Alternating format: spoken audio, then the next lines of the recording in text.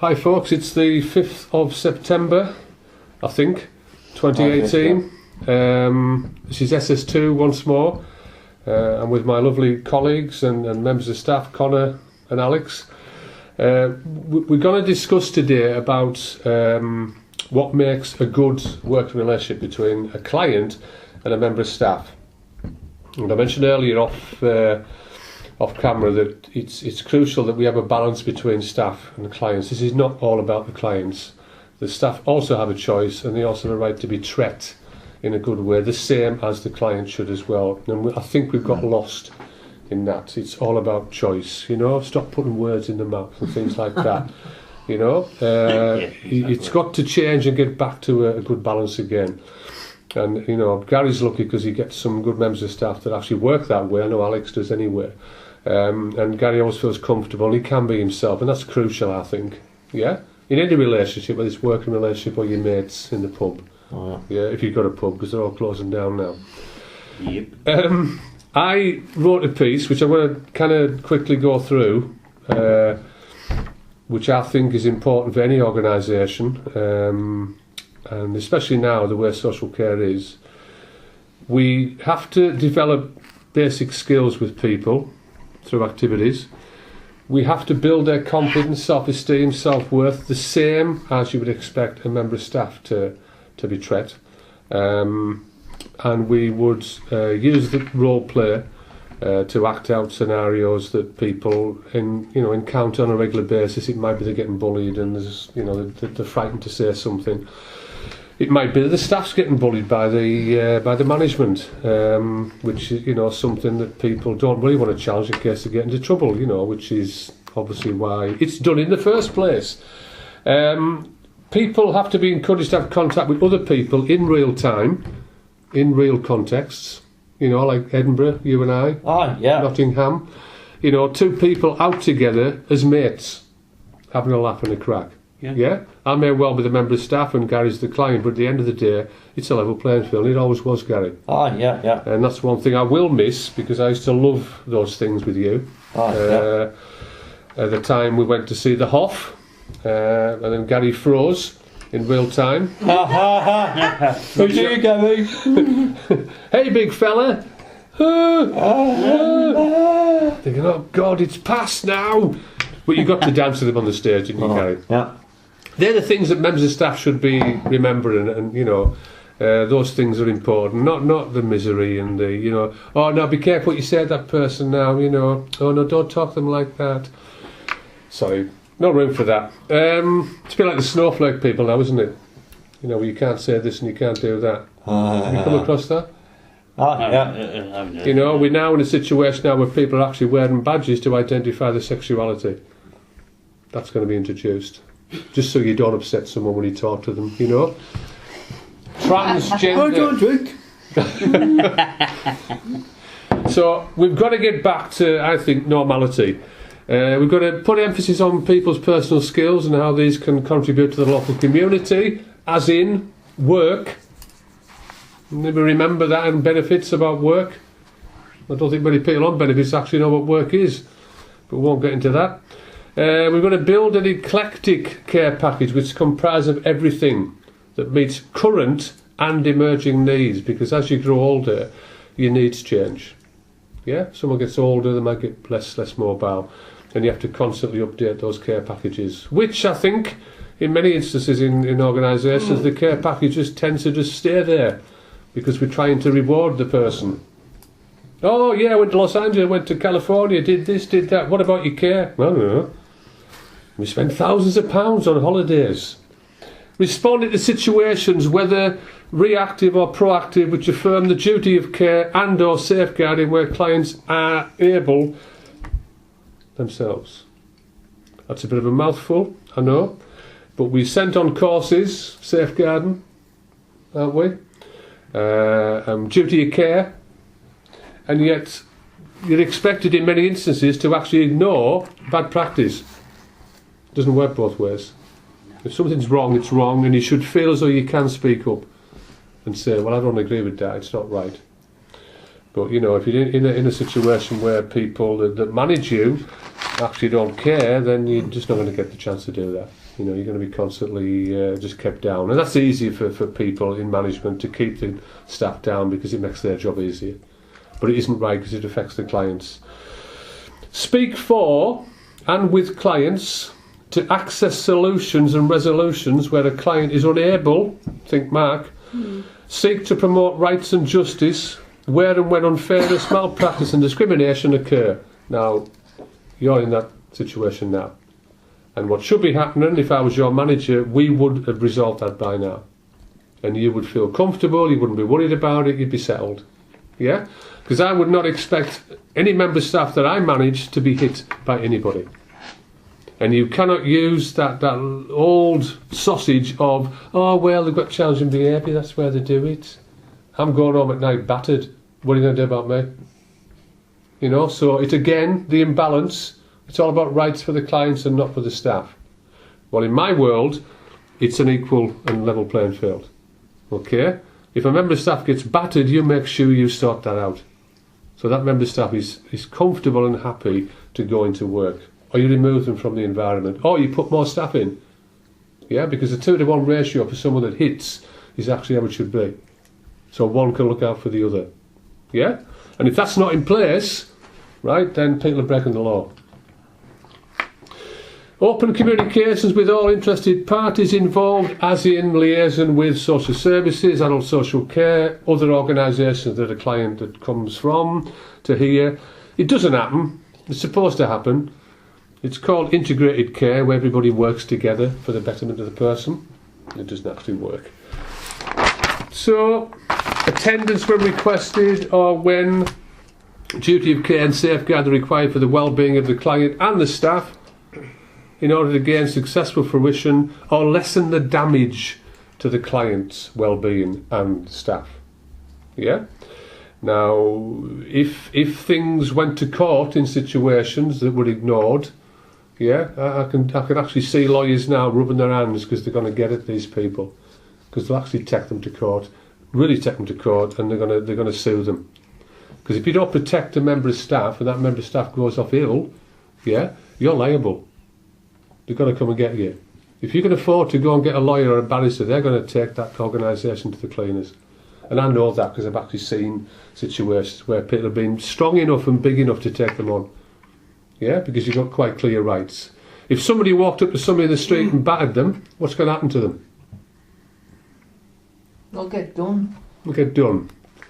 Not in the world of care. No. Oh, well, they've got challenging behaviour, you know, it's your job, it's your role. No, it isn't. You've got to protect your member of staff. You've got rights, quite clear rights in law. Provide exercise sessions, Nigel knows about this, tailored to each individual needs to maintain and improve musculature, as in your situation, Jem, where you get your hips kind of mobile. Dietary advice so you don't become a fat get. To maintain healthy weight and constitution. Yeah. You don't need to edit that because people use that word, don't they? Use skills and knowledge to build new friendships and maintain those friendships. Now, I know in the world of care, it's normally support worker, client. I was going to go in this shop, I won't be a sec. Okay. Yeah. Are you alright, Jack? How are you doing? I'm fine, thanks. Do they introduce the client? Quite often, no. I see it quite a lot when I see them walking around. Yeah. And they're the best thing ever. I work really well, you know, they really like me. Do they? If you actually put them in a situation where no chance. Can't stand the bloody witch. Situation. But we don't do that. We just, you know, carry on as normal. Friendships are important within organisations because normally you only meet staff. So it's crucial you actually build those relationships with people. You know, if you meet your mate in the street, introduce the person you're with.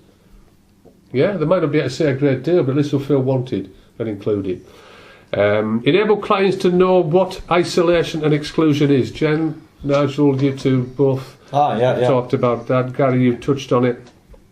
It's about feeling alone and not being involved in things, you know. And I remember going to a particular place with Gary where you had groups of people, staff, all whittering away, yattering away, and the client was just sitting.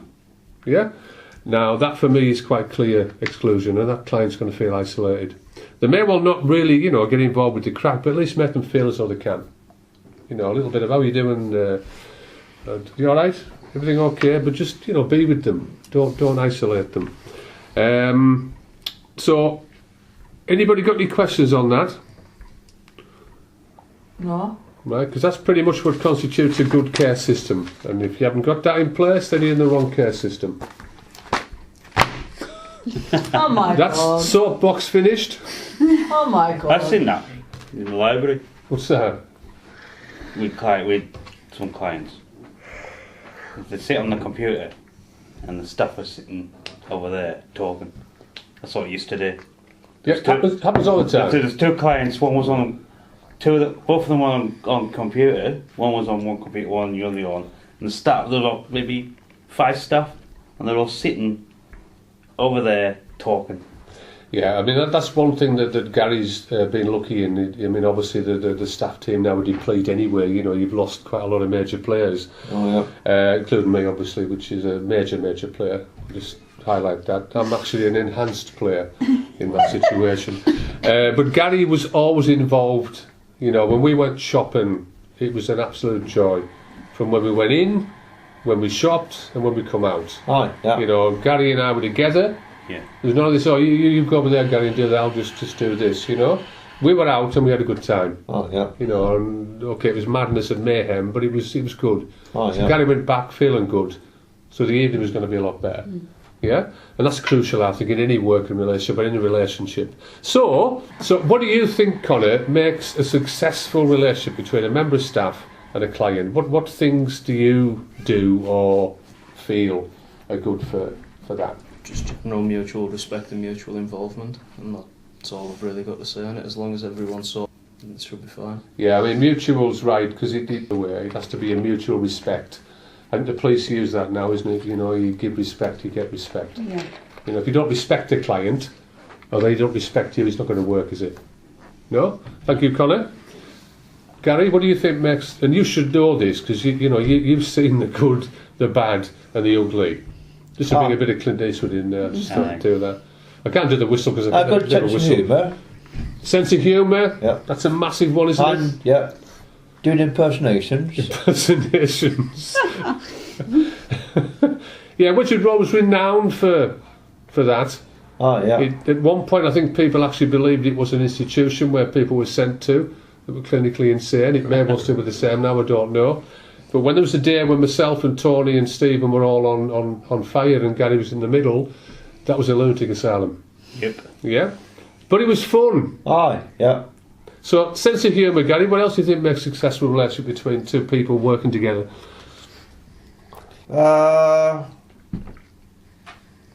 Talking about what your interests are. Yeah, that's crucial. And I don't mean the kind of thing where you sit somebody down and ask them what they like to do. Yeah, because that's a closed question. It rarely ever opens somebody up. If you're working in a mutual way, respect each other, you know, that's got to work. So, thank you, Gary. Alex? Good communication between you and the client. So, when we talk about communication, I'm going to open her up now because she thought she was going to get away with that. I've got it, what I'm going to say now, I've said it. That's it, I'm moving on now. Communication, Alex. What's important about communication? And I'm basing this on people who can communicate, because you will both have worked with people who have got low communication ability, and that is difficult for a sport worker to spend all day with someone who can't communicate that well. You know, we've got things called Makaton and you know, all kinds of sign language, but I don't think many people now train people that come in staff-wise with that. So you probably put with someone who can't communicate, and you're thinking, what do we do here? It's quite basic ones, but I'm basing this on someone like Gary who can communicate. Yeah. So what's important about the communication then between, say, yourself and Gary, Alex? If he's wanting like help doing anything, I'd go and help him. Yes, you'd be proactive, really. Yeah. Yeah, and communication isn't just verbal. It might be that someone's looking a bit uneasy or a bit uncomfortable, and you know, you'd be proactive and say, "Are you okay, Gaz? Everything all right?" You know, and Gary would normally, you know, he'd say, "Well, yeah, not too bad." But if you build that mutual respect up that Conor was talking about, Gary would feel comfortable to talk to you and tell you And I know you'd have a good relationship anyway, so Gary would be that way. It doesn't always work though, because it has to come from both sides.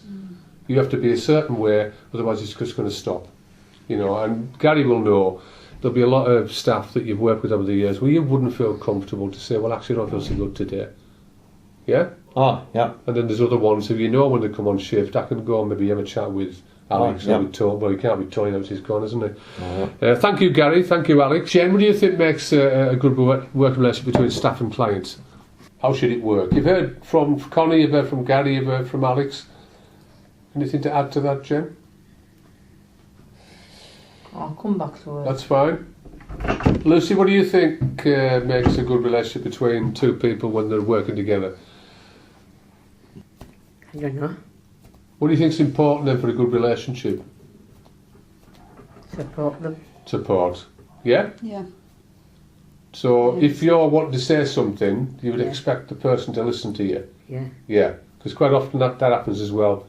You know, clients are trying to tell them something and they're just what's away with somebody else about whatever X Factor or Britain's Got Talent. Thank you, Lucy. There's got no Nigel, it quite clearly, obviously, hasn't. How many years it's been going?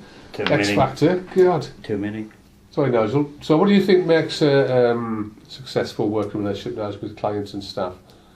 And how should it Getting be? along and stuff with that client and staff.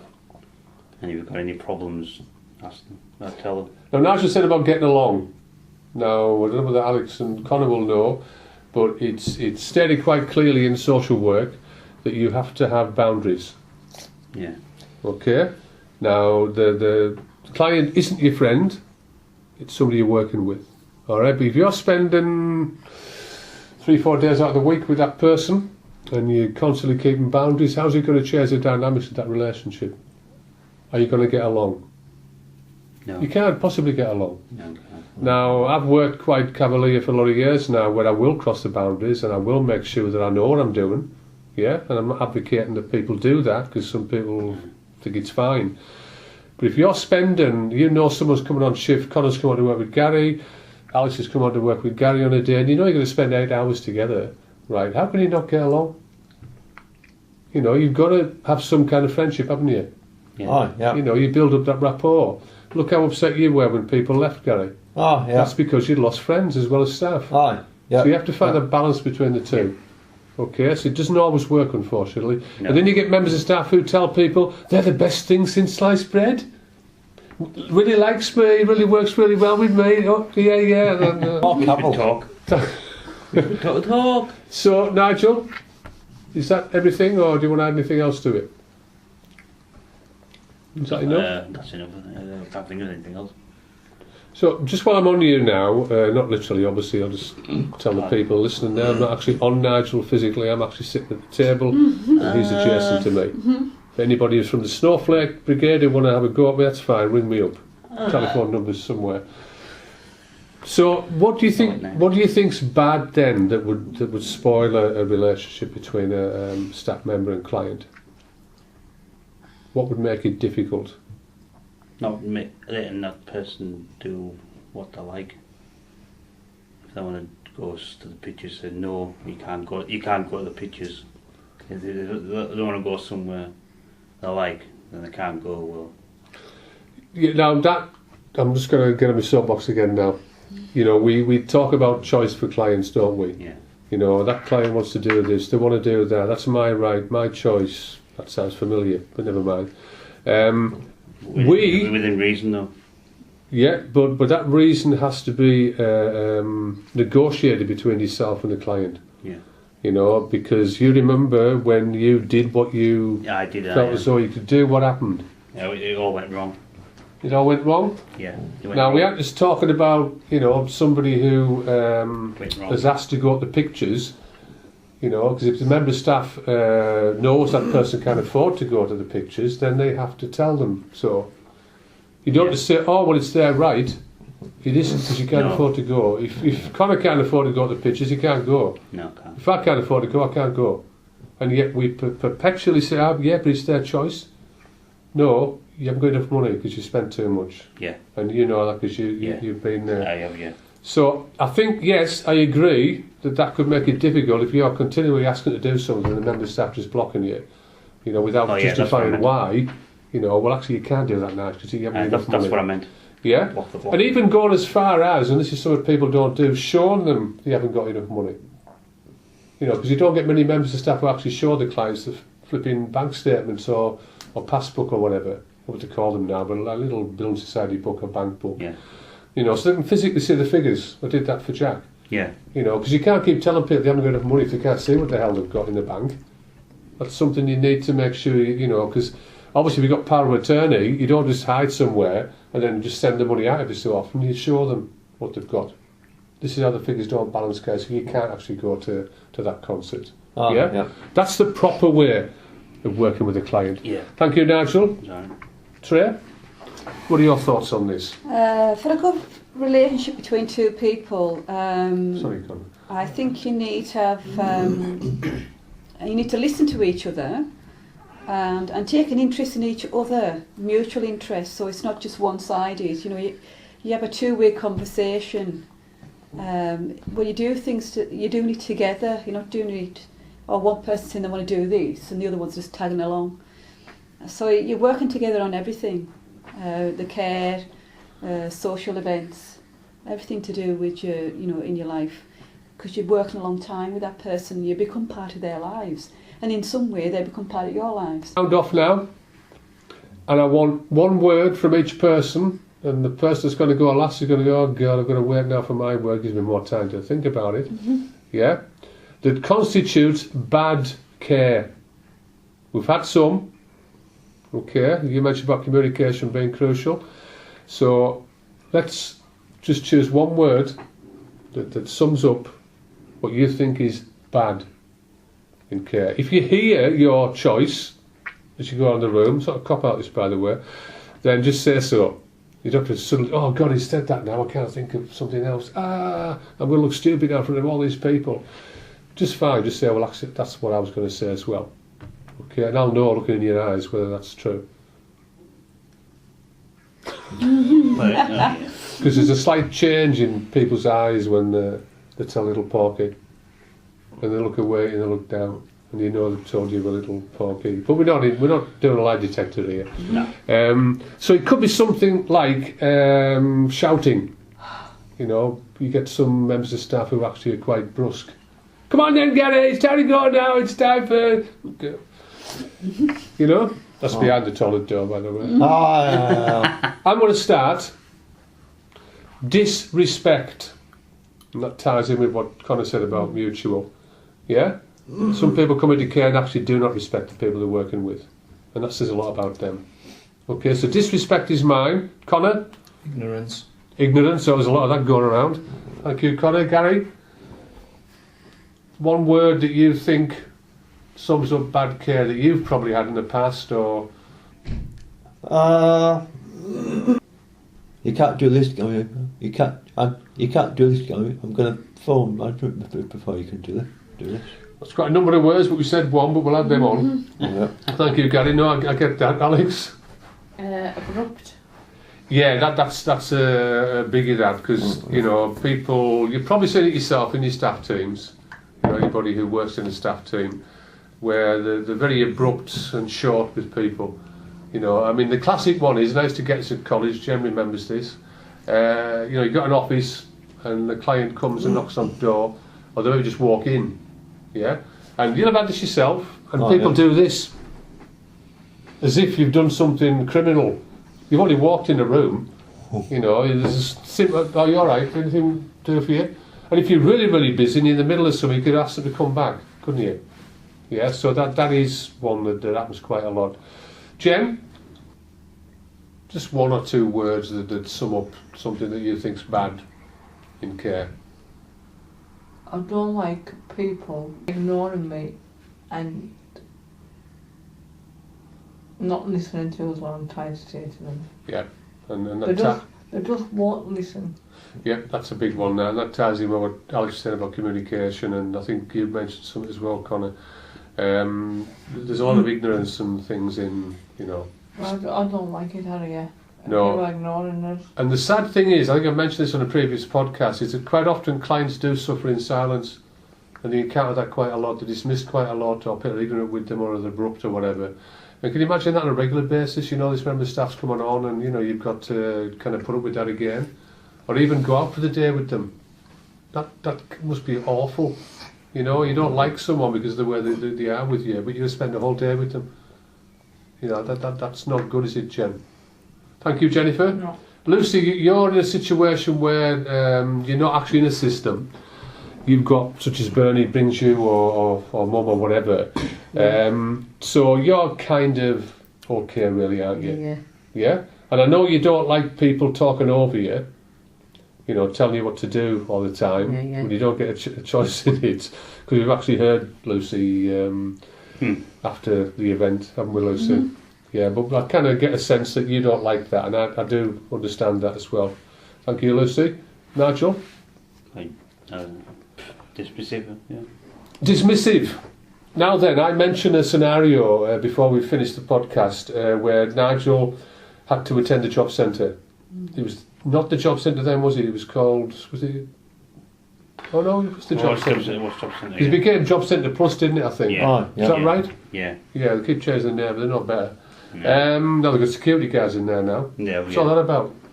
You go in, feel a bit, walk through security guards to get to the... And then now we've actually got computers where you don't even sit down with someone and have you've got to go and look for your job. Yeah, exactly. See all these people sitting in the library looking for jobs that aren't there, just to justify their existence on universal credit, which actually is not a lot of money, is it really? No. But going back to the story, you had a bad experience with one of the advisors. Yeah.